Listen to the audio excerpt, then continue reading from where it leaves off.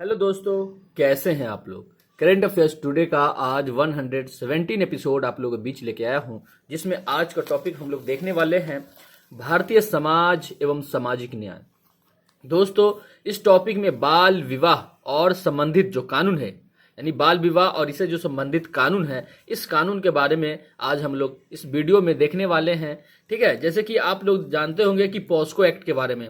POCSO act बाल विवाह निषेध अधिनियम जो है, यह लाया गया है। यह कब लाया गया था और यह जो पॉस्को एक्ट है वह कौन सी कार्रवाई करता है, यानी किन क्षेत्रों में काम करते हैं। ठीक है, उसके बाद है कि भारत में बाल विवाह की व्यापकता क्या है। ठीक है, उसके बाद है कि भारत में बाल विवाह एक मुद्दा क्यों बना हुआ है।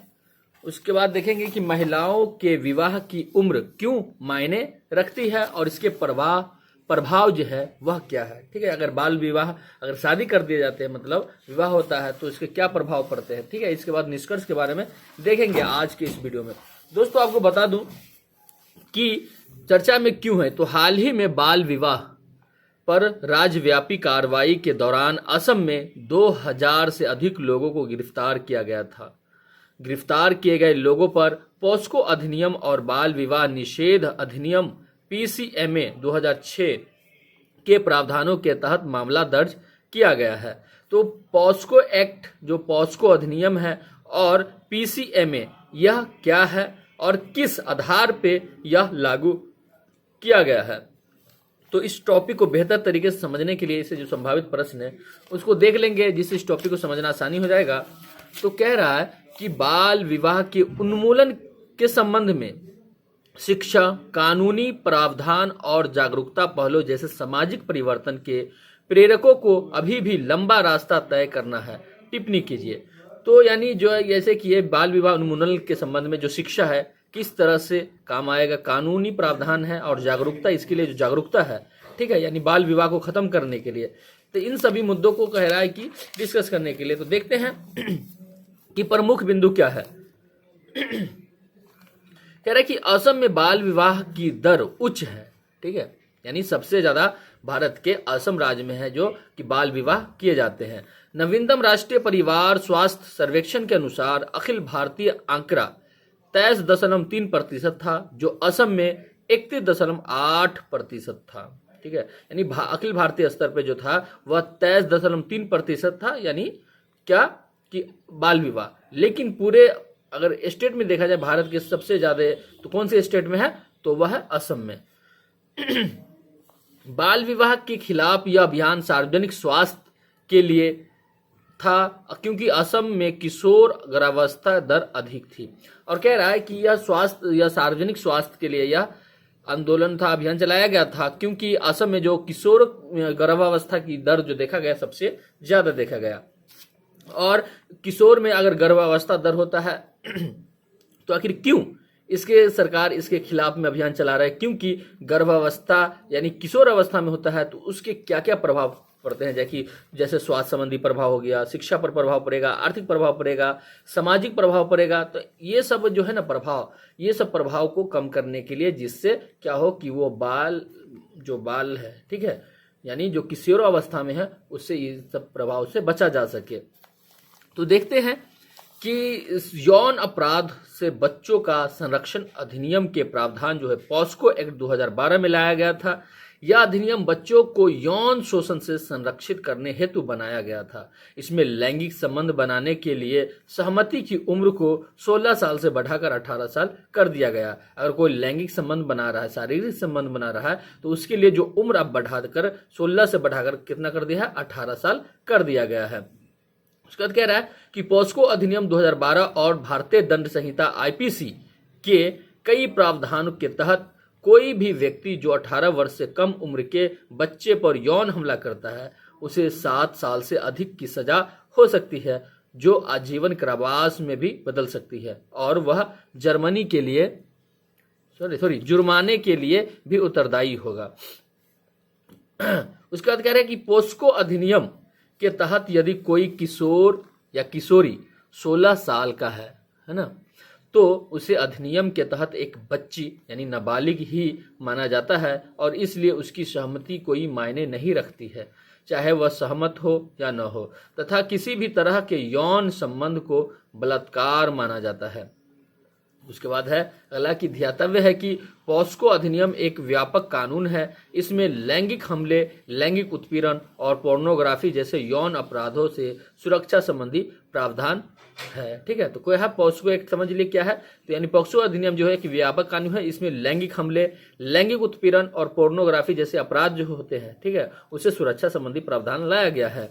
उसके बाद कह रहा है कि इसे वर्ष 2019 में संशोधित किया गया था और इस कानून के अंतर्गत भिन्न भिन्न अपराध के लिए अलग अलग सजा निर्धारित की गई है और जैसे जैसे अपराध होगा, जैसे घातक अपराध होगा, उस तरह से उसके सजा भी दिए जाएंगे। उसके बाद कह रहा है कि इस अधिनियम में बालक को 18 वर्ष से कम आयु के व्यक्ति के रूप में परिभाषित किया गया है।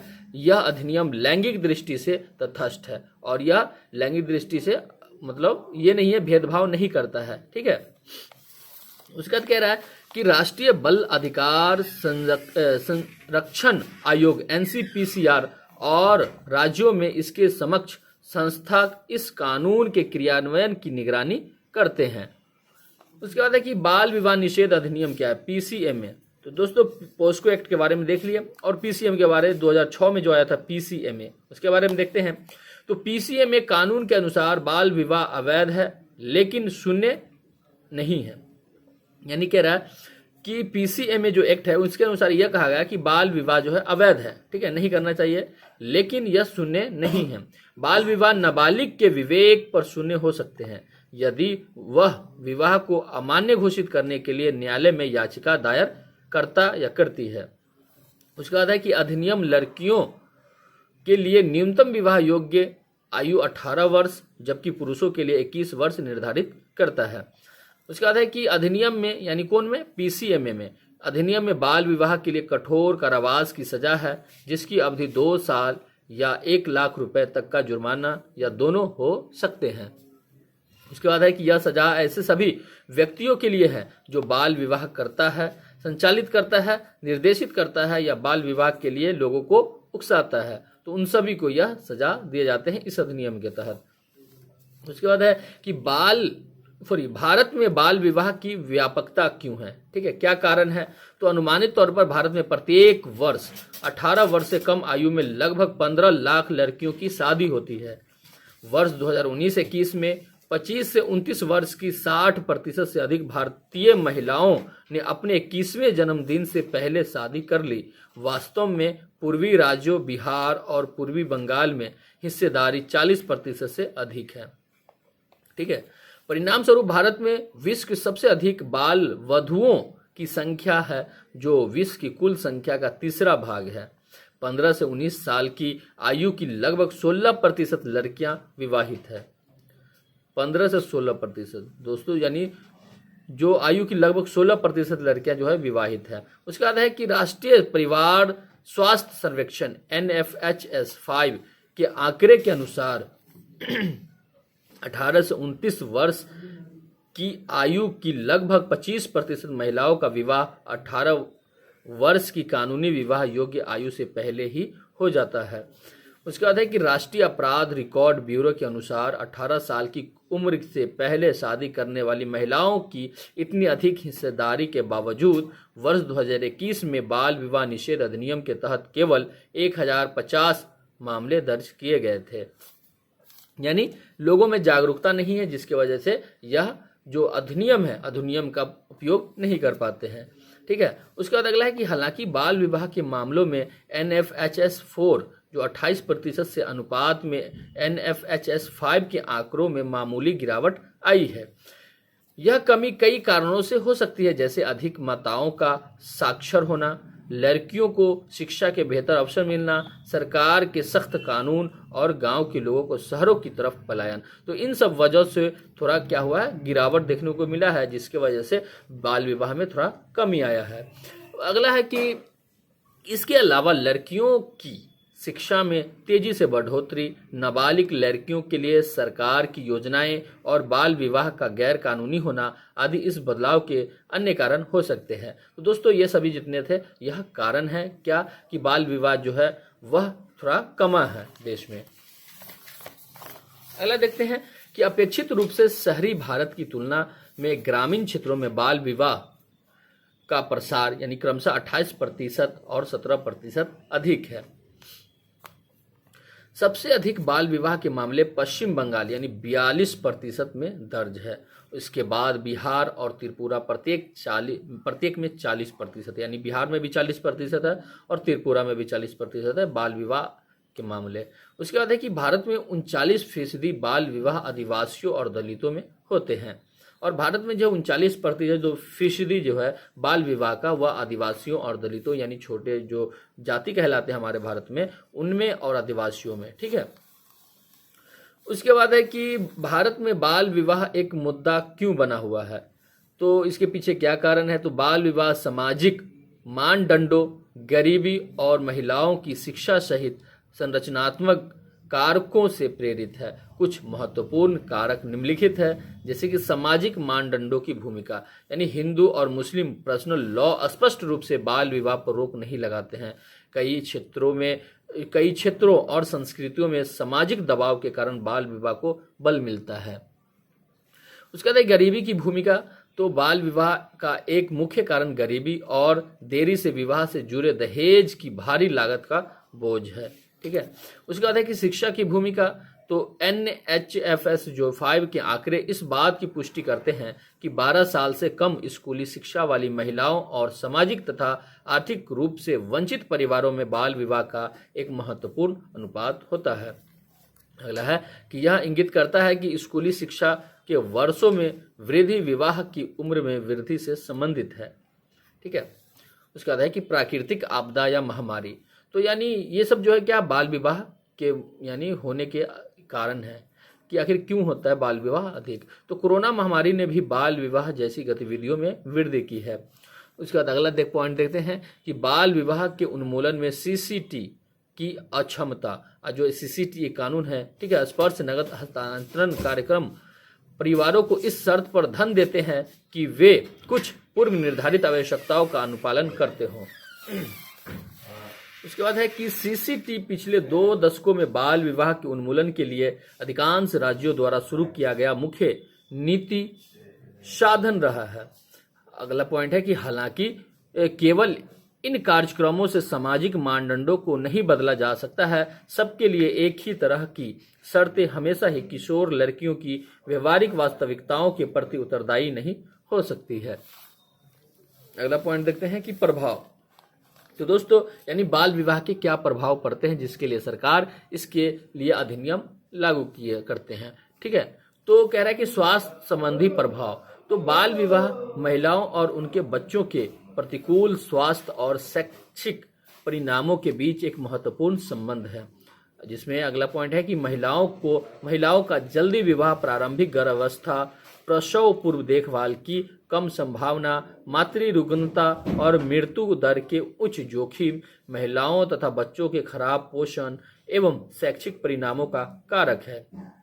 उसके बाद है कि ये कारक महिलाओं की विवाह की आयु को 18 से बढ़ाकर 21 साल करने के लिए एक आधार प्रदान करते हैं, क्योंकि देरी से विवाह महत्वपूर्ण सार्वजनिक स्वास्थ्य लाभांश प्रदान कर सकता है। उसके बाद है कि शिक्षा पर प्रभाव, तो शिक्षा पर किस तरह से प्रभाव डालता है बाल विवाह के कारण। तो बाल विवाह एक लड़की के अपनी शिक्षा जारी रखने के अवसरों को कम कर देता है। इसके अलावा स्कूल ड्रॉप आउट के मामले में वृद्धि का कारण भी है।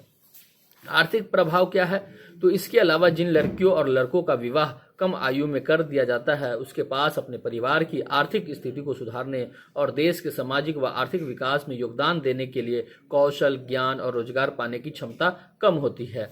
अगला है कि सामाजिक प्रभाव, तो बाल विवाह के कारण घरेलू हिंसा तथा HIV यानी एड्स का शिकार होने का खतरा बढ़ जाता है। खुद नाबालिग होते हुए भी उसकी बच्चे पैदा करने की संभावना बढ़ जाती है। अगला है कि बाल विवाह का उच्च स्तर समाज में महिलाओं और लड़कियों के लिए भेदभाव और अवसरों की कमी को दर्शाता है। इसके अलावा यह लड़कियों के मानवाधिकारों का उल्लंघन है। ठीक है। उसके बाद है कि महिलाओं के विवाह की उम्र क्यों मायने रखती है। तो बाल विवाह बच्चों के अधिकारों का अतिक्रमण करता है, जिससे उन पर हिंसा, शोषण तथा यौन शोषण का खतरा बना रहता है। बाल विवाह लड़कियों और लड़कों दोनों पर असर डालता है, लेकिन इसका प्रभाव लड़कियों पर अधिक पड़ता है।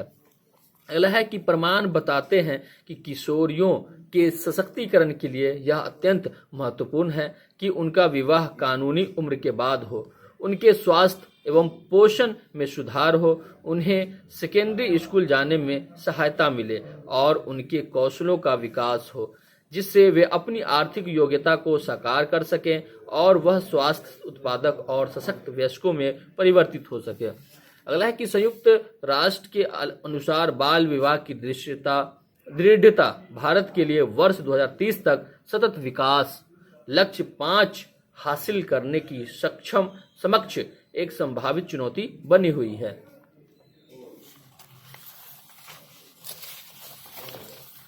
अगला देखते हैं कि निष्कर्ष इसका क्या है।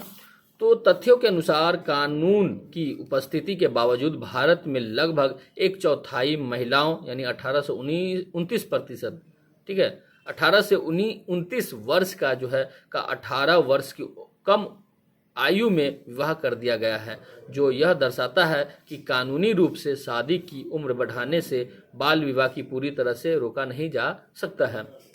इसका अर्थ है कि विवाह की उम्र बढ़ाने के लिए एक कानूनी दृष्टिकोण सकारात्मक परिणाम तभी देगा जब इससे महिलाओं की शिक्षा में सुधार होगा और रोजगार के लिए कौशल अधिग्रहण होगा। अगला पॉइंट है कि महिलाओं की स्कूली शिक्षा या कौशल में वृद्धि के अभाव में बाल विवाह को समाप्त करने के लिए किसी प्रकार का कानूनी दृष्टिकोण उल्टा हो सकता है। महिलाओं के लिए कम से कम 12 साल तक की शिक्षा सुनिश्चित करनी होगी, इससे अधिकांश लाभ प्राप्त किए जा सकते हैं। आगे की राह क्या है। तो महज कानून बनाने से यदि बाल विवाह जैसी सामाजिक बुराइयों पर अंकुश संभव होता तो अब तक यह समस्या दूर हो गई होती। असम सरकार को बाल विवाह की समस्या से निपटने के लिए कठोर आपराधिक कानून के बजाय माता पिता को शिक्षित करने हेतु शिक्षा और एक जन अभियान का उपयोग करना चाहिए। अगला पॉइंट है कि यदि असम में मुसलमानों में बाल विवाह अधिक प्रचलित है तो मुस्लिम लड़कियों को शिक्षित करने के लिए सर्वोच्च प्राथमिकता दी जानी चाहिए। अगला है कि सरकार सामाजिक समस्या की जटिल प्रकृति को पहचाने, जिससे कोई भी आपराधिक कानून वास्तव में निपट नहीं सकता। अगला है कि राज्य सरकारों को आवश्यकता है कि बेटी बचाओ बेटी पढ़ाओ के दूरदर्शी और व्यवहारिक समाधान को लागू करे। इसके लिए लोगों में जागरूकता फैलाने के साथ ही पंचायतों की भागीदारी के जरिए जमीनी स्तर पर इस कानून को लागू करना जरूरी है। तो दोस्तों इस तरह से यह टॉपिक कंप्लीट हुआ। कैसे लगा हमें कमेंट करके जरूर बताएं। और दोस्तों इसका PDF लेना चाहते हैं तो आप टेलीग्राम का लिंक यूट्यूब के चैनल जो है इसके अबाउट में दिया गया है, वहाँ जाकर के आप ज्वाइन कर सकते हैं। नहीं तो कमेंट सेक्शन में हम दे देंगे, वहाँ से आप ज्वाइन कर सकते हैं और इसका PDF प्राप्त कर सकते हैं। तो अगर आप चैनल पे नए हैं तो चैनल को जरूर सब्सक्राइब कर लें। तो आज के लिए इतना ही, मिलते हैं नेक्स्ट एपिसोड में। जय हिंद।